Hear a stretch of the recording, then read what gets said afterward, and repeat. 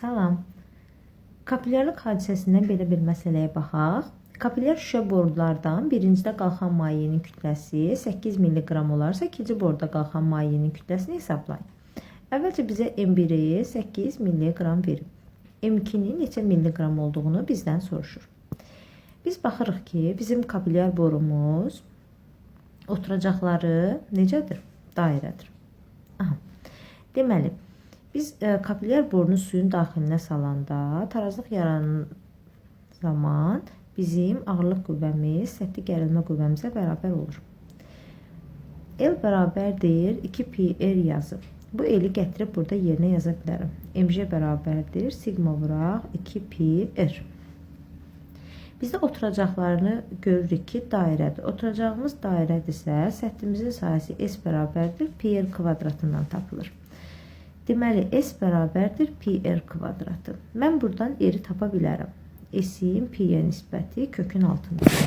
Tapdığımı gətirsəm, yerinə yazsam, mj bərabərdir sigma vuraq 2π kökün altında S böl P.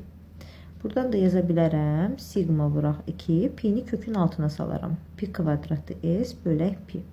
Buradan da alıram ki, mj bərabərdir 2 sigma, kökün altında P-lərin biri ixtisar gedir, qalır PS.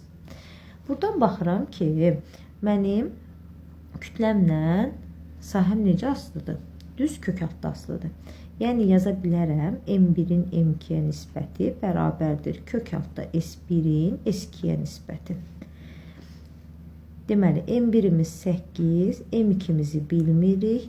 Kökün altında S1-imiz burada verilib S, S2-mizi də verilib 4S.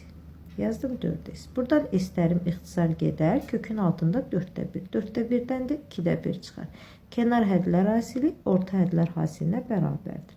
Yəni M2-nin 16 mq olduğunu tapdım. Deməli, birinci boruda qalxan mayenin kütləsi 8 mq-dırsa, digərində 16 mq-dır. İzlədiyiniz üçün təşəkkürlər.